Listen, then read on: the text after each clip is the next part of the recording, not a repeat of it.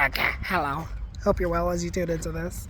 Don't know when you'll see this, but at the time of recording, it is March 22nd. Most likely, this will get published or released or posted, whatever you want to say, in like August, maybe. Yeah, I think August. I had to think because at this moment in time, I'm kind of going through a little bit of an internal crisis. I'm trying my best to stay optimistic, trying my best to stay positive, doing all that I can to be proactive. I was listening to one of my newest readers. She's a relatively small creator on here. Discerning Messages is her name currently. I don't know if she'll ever change her name, but she's really awesome. She's really groovy. I appreciate her as a messenger. And I was listening to her as I'm walking, as I'm taking a walk. I had to get away from the house currently. And yeah, I was just kind of taking a walk. I don't have my wallet. I don't have my iPhone with me, so I'm not able to purchase anything. I can't get any more weed. I do have weed back at the house. But another thing that I've been doing, I guess, has been focusing on the idea of enlightenment and like suffering and Buddhist practices. And if you see, like, by the time this gets posted, I don't know what my content will look like, but at the time of recording, I've been scheduling a lot of posts around like Buddhism concepts. Not for me, but like for other people who might need it, but also kind of, I guess, for me to kind of maintain my frequency. By the time this gets posted, ideally my situation will have improved immensely. But currently, it's Sunday. Once again, March 22nd. Hello, time traveler. And basically, I was told that I have until the 1st to stay with my parents, stay with my family. And it did stress me out when I was told this. I tried to not argue, I tried to like reason, but no offense, no tea, no shade, but my mother's not a very reasonable person when you really get down to it. And so the day she told me, which was the 17th, I've been working, brainstorming, thinking of all the different options, all the things that I could do. And I really did lean into like my social media stuff, and I like got a little bit more tight about that.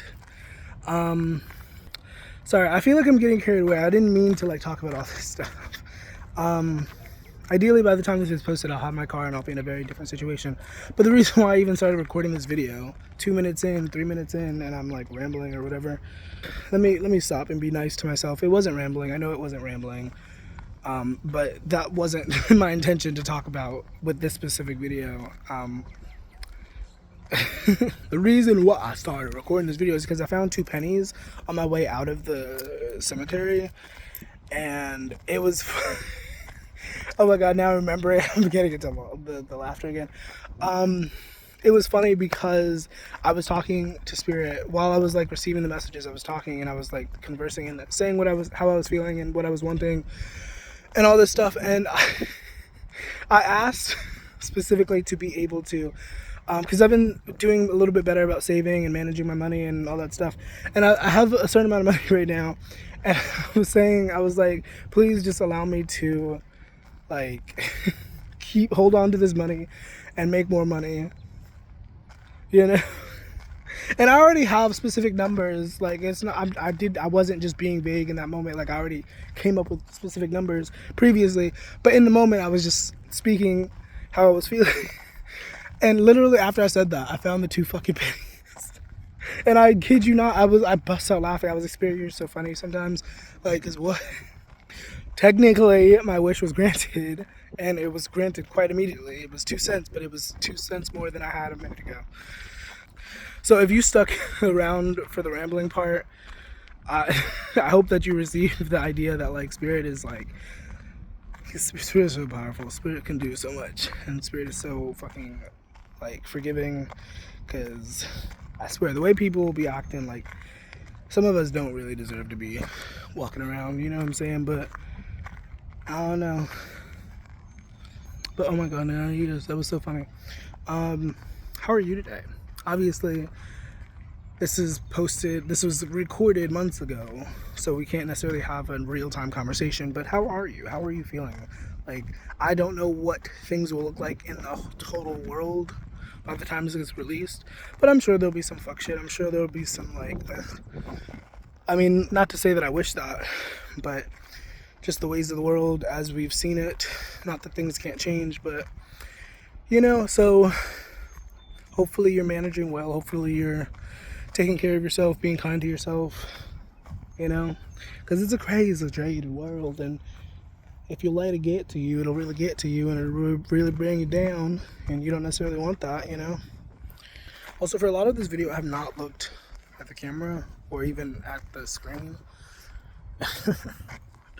Also, as I started recording, just an FYI, just a TMI, I am feeling I'm feeling a lot of, I was gonna sit down, but I don't know, I'm in too much pain to really, I need to move, gosh golly. And I've been talking about a lot of Buddhist principles. By the time this gets posted, I don't know what kind of posts I'll be posting, but at the time of recording, I've been scheduling and posting a lot of Buddhist related posts. And the core idea of Buddhism, one of the core ideas of Buddhism is that, like, suffering is optional. Well, not optional, yeah, it is optional. Pain is inevitable, but suffering is a choice that we make with the way that we choose to think about it. You know what I'm saying? And there's also the Eightfold Path, which is really sweet, I think, and it's basically right action, right mind, right, like, it's 8 different right conversation, right communication, right thinking, you know. And I feel like most of the time when we hear something like that, it sounds obvious, but, like, applying it to our lives is what is really important. Being able to, like, not just know the information, not just know that you should pause, but also when you get into moments where it is necessary to pause, taking a pause and really thinking before reacting, you know, can be a lot easier said than done. And I've already kind of waded through this information. I've already kind of, you know, to some degree mastered it in different areas of my life, but I think, I don't know, like, I'm definitely not. Sorry, I'm, like, picking my hair. Oh, I didn't realize this part was on camera. I'm sorry. Sorry to myself, I guess, for... One thing I asked myself while looking into Buddhism recently, I wrote it down in my notes app, was, like, what do I need to let go of? What do I need to release my grip on in order to receive the things that I'm asking for? And I sat with it. I allowed answers to come. I journaled again about it. I don't remember what I said. I don't have that phone with me. I don't have the iPhone with me right now. And if I could be transparent, because I was, like, debating on whether or not I should even share what I came to the conclusion of. Because I was thinking about it, and I was like, what was the conclusion? And I do remember it was pride. That was one thing. And it was, like, kind of a painful thing, because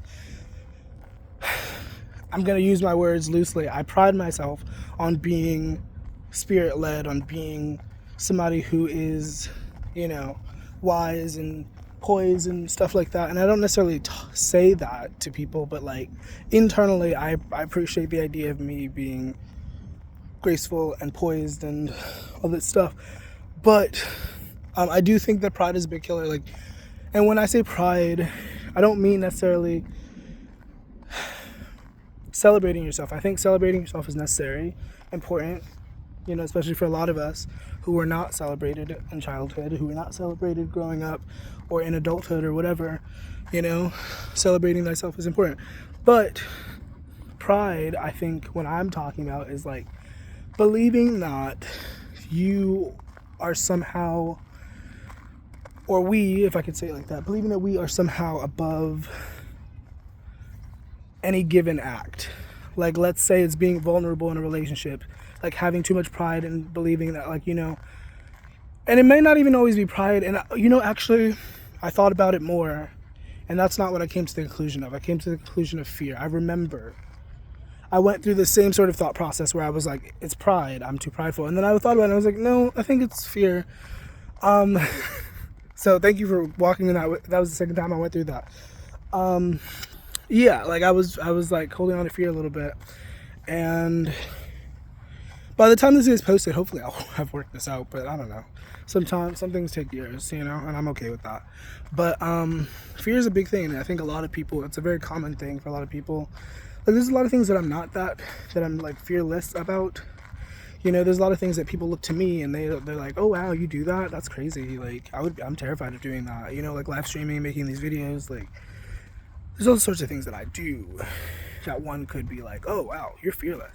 But I know that's not true. Everybody has some like fears to some degree, and a lot of people mask them with pride, with ego, instead of just naming it for what it is and saying, yeah, I'm afraid of doing that. We're like, well, no, there's laws in place around that. That's why I don't do that. Or, oh no, there's like societal pressures around that, so that's why I don't do that. And it's like, no, baby, it's because you're scared. It's because you're afraid. It's okay to be afraid. But a lot of the times you can't really move through something until you are able to understand it on some level, And I say a lot of the times because I think there's always an exception to the rule. Like, if you have the support around you, if you have X, Y, and Z around you, like if you have the resources, maybe it's a lot easier. Maybe you don't need to push through fear. Maybe you could just have people hold your hand. You know what I mean? And that's okay. That's just some people's experience. Part of me, as I'm saying that, I'm like... Or maybe I'm picking up on somebody else's energy watching, but I'm like feeling the energy of like, dang, that's, good for you, but fuck. But that is life. Unfortunately, life is like that. Some of us are handed a silver spoon. Some of us are handed a boxing glove. Some of us are handed whatever the fuck, And you just got to make what you got. Make do with what you got. And unfortunately, a lot of us don't. But that goes for the upside and the downside. Like, there's a lot of people. Also, the birds are being very loud. Thank you, Spirit. There are a lot of people who are born into affluence who do kind of waste it. And no tea, no shade, but when I look at my family, it does kind of look like that. Because, like, we didn't come from affluence. We didn't come from wealth, but we also didn't necessarily struggle all that much. And me being the scapegoat, if you want, like... I've gotten out of the house. I've gotten to like flourish outside of like the house, and partially because I was kicked out, partially because I was forced out, and that's also a factor. But I've still been able to accomplish so much. Like, there's still a lot of things that I want to do, and there's still a lot of things that I'm going to do. God, please help me. But at the same time, I know that I've done a lot. I've made music, I've written books, like I've done a lot. And no tea, no shade, when I look at my family, sometimes it really pisses me off because I'm like, and to some degree I do blame my mother because it's like, woman, you have cursed this family with your ignorant ways, because the things you be permitting, the things you be allowing, the things you be endorsing. And, sorry, I lost my train of thought. I had to like take a moment, but sometimes when I look at my family, like, it just kind of makes me sad. It makes me angry because I'm doing all this work and y'all somehow just want to, like, I don't know, pretend like you have success, pretend like you got something going on rather than actually have something going on. And the person who actually has something going on, you like putting all this pressure on, like making it hard for them to exist. When in actuality, if you were to like give me space, if you were to like actually just be kind to me, I would help you out in different ways, and see, then that's where the flare up comes, because then it's like, oh, you help me, what the fuck, what you talking about? Yeah, you ain't got shit to do, and then the pride comes in. See, I did mention pride. I think some of it is pride. The fear of like not looking put together, I guess, would be pride, But like, and then it's just like, at the end of the day, they're really just hurting themselves. Like, sure, they might hinder me, sure, they might hurt me or whatever, but like at the end of the life that we all live, it's gonna pan out that like they wasted their time, wasted their fucking energy, being hateful, being spiteful, and that's unfortunate. That's not something that I appreciate. Like, a lot of people are like, yeah, get through karma, fuck, that's what you deserve. And like, I get that, I've been there, sometimes I'm still there, I get it. But ultimately, the true path, I believe, at least in this moment, as I'm recording, as I'm talking, the true path to enlightenment, the true path to happiness, to contentment, is letting things go. And sometimes it's not easy to let go of the pain that people have done towards you. And it's not easy. And it doesn't always feel good to do that, but ultimately, in the end, it does feel good. It feels better than holding on to it for the most part, you know? And if you can manage to create art out of those feelings, that's awesome. That's beautiful. I think that's a part of the journey, you know, creating things to inspire others. Specifically, if you, I mean, that's not going to resonate for everybody, but if it does resonate for you, hello. Thank you for being here. I dropped my hat.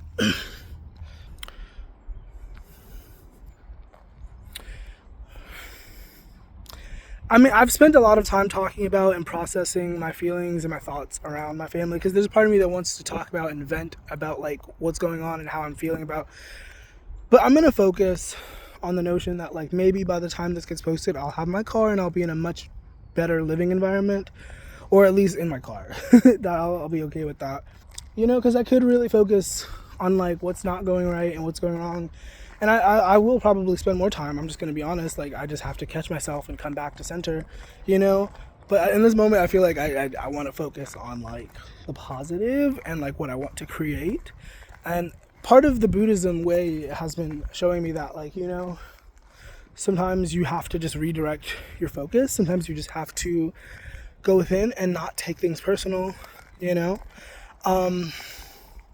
I'm trying to think of all the eights, the eightfold thingy: right thinking, right communication, right. I don't know. If you know, you're welcome to comment in the thingy. I don't mind being corrected. I don't mind that. I actually do love it. You know, tell me if I'm wrong. Tell me when I miss something. It's okay. I appreciate it. And that's why I realized it's not pride, because in certain things I'm very prideless. Like, I don't care about being corrected. I don't care about looking incorrect. I don't care about looking a certain way. More so, I feel like it's a fear of not looking that way. It's not that I'm like, you know, but either way, I feel like, I don't know, it's going to resonate differently for everybody. I feel like some of you are going to be like, okay, well, it's the same side of it's two different sides of the same coin to some degree, you know, because the pride happens because you are afraid of looking a certain way. It's, you know what I mean? You know, that's actually quite interesting. I don't know if that's been said before, but that makes a lot of sense, you know, because, like, if you're prideful, it's because you're more or less afraid of something that will make you, like, look silly or make you look foolish or feel silly or whatever, you know? That's not the main bulk of this video, but that was a really profound thought, I think. Or maybe it wasn't, but... And then there's gonna be, like, 3 people that ever watch this, and...